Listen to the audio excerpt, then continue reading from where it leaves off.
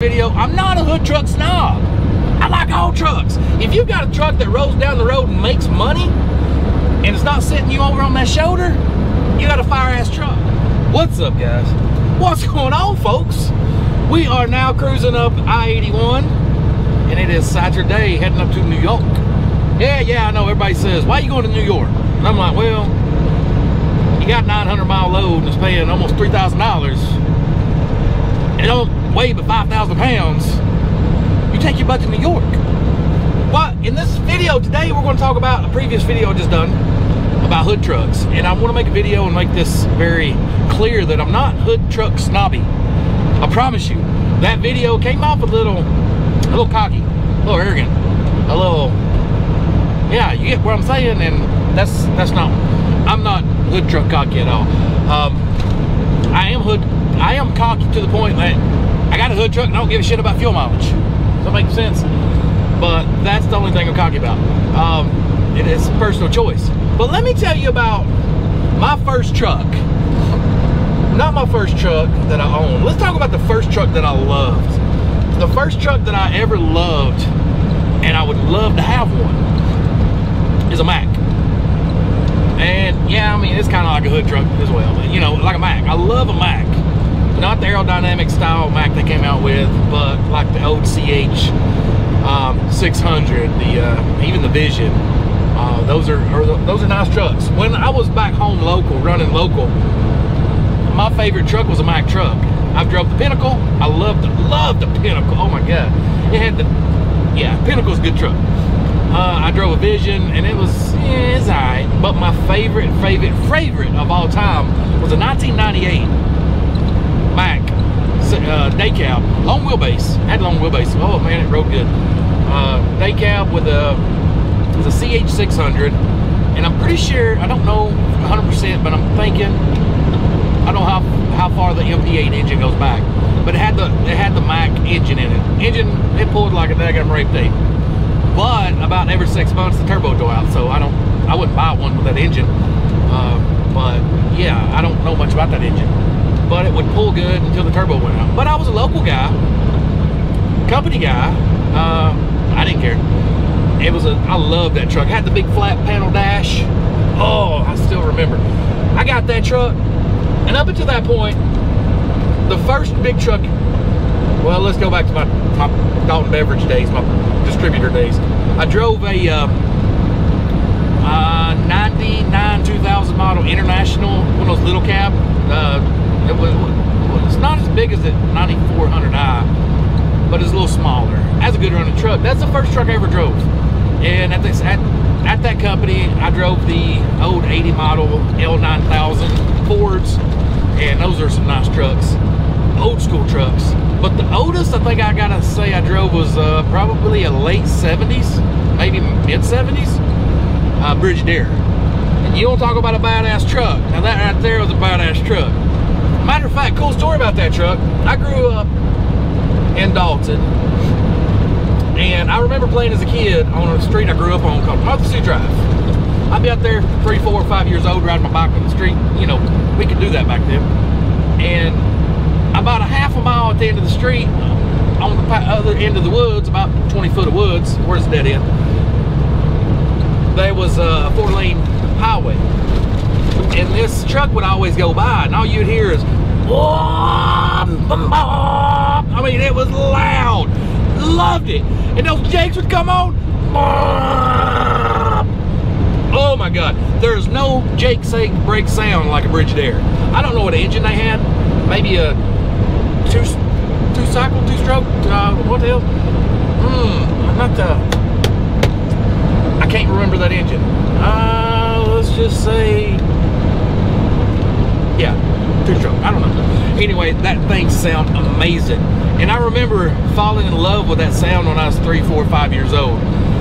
Coincidentally, when I got my CDL, that same truck was the Brigadier I got to drive, the same one. And it was just as cool driving it as it was as a kid hearing it. Man, it was fun. But anyways, old school Brigadier, had a big old front end the size of a barn. And yeah, I love that truck. I went from that, the first big truck I ever drove, like road unit, was a 99 2000 model, maybe a 98 FLD condo. It with a Super 10 in it. Love that truck. I still partial to that truck. I'd love to have one of those trucks and build it. And it had the 60 series Detroit, and that thing was a sweet rig, man. And I went from that to a 2002 Volvo. And I always heard about the Volvos, how good they drove. And this Volvo, man, it drove like it was on the cloud. Even back in 2002, the Volvos rode like they was on a cloud.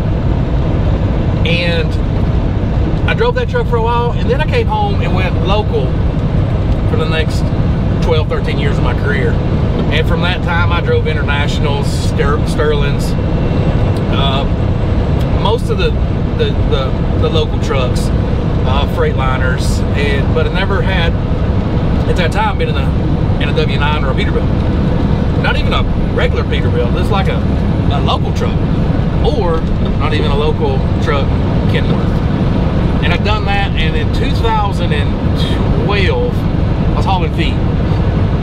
And up until this time, I drove nothing but Macs, hauling feed. I love the Mac. And Cook Food got in a couple new trucks. They got 3 trucks, and they was all Kenworth T800s. And I was like, oh, I want to drive one of those. And one had Cummins, and another had Caterpillar, I think 4 1/4 cats. And these was 2004 and 5 models, maybe. Anyway, I got one. I fell in love with it. Had the same dash, maybe in 2006 or 7. Had the same dash as I've got now. The same dash as my 660 had. And that's when I fell in love with a Kenworth. And after I decided to go OTR and buy a truck, that was at the end of 2013, about mid-2013. My brother finally planted enough seeds in my ear where it sounded like a good idea to buy a truck. And next thing you know, you would have thought it was my idea. I was so hopped up. Getting in a truck, the first truck we got into, with buying one. Me and my brother, we bought a truck. We went down to 50-50, and we started out as a team operation. And it was a 2010 model Freightliner Cascadia with DD15. Now, that truck, we first got in the game, we had some struggles. Maybe I should make a video about the struggles of becoming an owner-operator. I mean, there was a 6-week stint that we didn't have no money. We was selling our personal stuff back home. I sold my Jeep Cherokee just to keep the lights on at home. I mean, it got rough. It was a hell of a learning curve, coming from a company guy to an owner-op. Because we got in this truck, and next thing you know, we're over on the island in New York, Hickville, and having DPF issues. We don't know, it was EGR issues. That's for the DPF for the 10 model. Having EGR issues, regen lights coming on. We found the trick to put 2 quarters in between the regen and kind of hold it in place. We was in Hickville, New York, on the island, and it's like 7 degrees outside, and we was outside. We'd take breaks. We had a tri pack going, keeping it decently warm in the truck. Might have been 50 degrees in the truck. It didn't work like shit. It worked great. And we'd get out, and I was cleaning the sensors. I was cleaning the IMAP sensor to try to get that thing to running, because it wouldn't run. And that's before we learned the little trick with the 2 quarters or the nickel or something. It was some change, wedge it in between the regen button on the 2010 model DD15, and then it'd keep it running. And we came home with it like that. But it was so cold, we'd get out, we'd take breaks. I'd get outside, work about 2 minutes. My knuckles would be so cold I couldn't even bend them. They're just stiff. I'd jump in the truck, warm up. My brother would go out. About every 3 minutes, we'd cycle in and out. And yeah, it was rough. But anyway, got the bugs worked out on that Cascadia.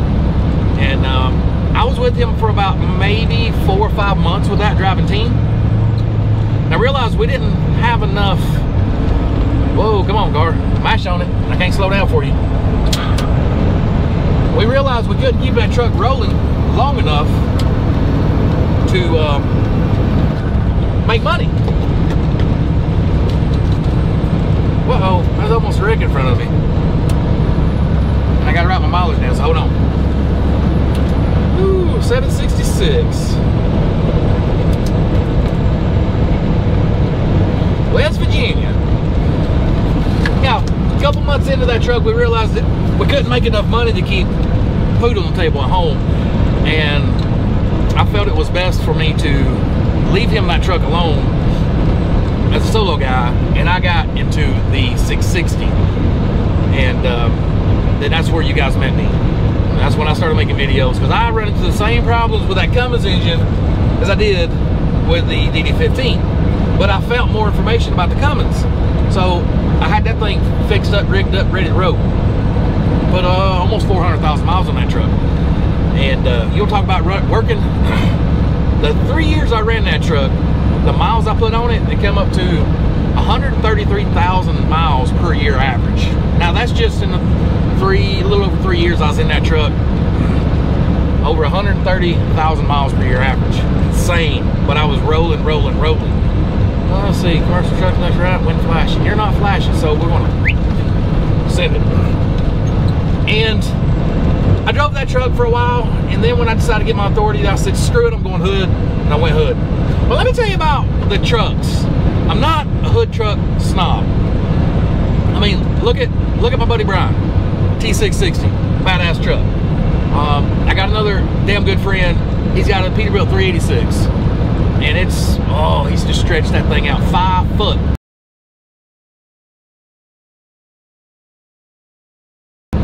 5 foot. I think wheelbase to wheelbase is 296 inches, but since it's a setback axle, if you measure it, if it would have been if it's a 389, or you set it beside my W9, it would measure up to like a 317 maybe. It's a long ass truck, and that's a Peterbilt 386, sexy truck. Matter of fact, that video I put up about the hood truck, that maroon 386, that's his.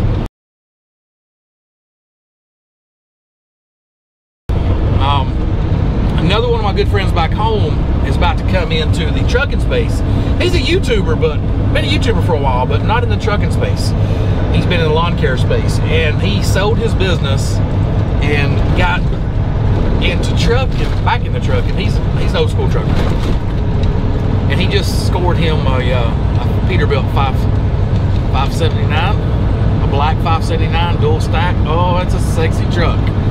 And of course, everybody knows Just Trucking, and he's got a Volvo, and it's a fire-ass Volvo. That's a badass truck. So I just wanted to make this video and to say I'm not hood truck snooty. Wait a minute, hold on a minute. Let me put my readers on. I'm trying to keep an eye on the time. I only got X amount of minutes on my card before I'm full. but yeah, Justin's got a fire-ass Volvo, and that's a nice truck. I just want to make this video to let all you guys know I'm not hood truck snobby. I just got a lot of people that's messaging me and commenting me. It's like, you know, it's a bad business decision to have this truck, yada, yada, yada. And it's got to the point it's in my ego to say, screw you guys. Screw your MPGs. You know what I'm saying? I don't care. I'm losing money. Yeah. I'm holding value. Yeah. Whereas I wouldn't do it in a aerodynamic truck. But as a hood truck snob, no, hell no. I'd run any truck that made money. If I get my hands on a Volvo and an International, matter of fact, I was looking on an auction site the other day and ran across a International that I was really about to buy. I thought real hard about it, and I just had to pull the trigger, and I was reluctant to do it because I didn't want to pull out my some investment in the stock market. But they was a truck. It's a 14, 15 International.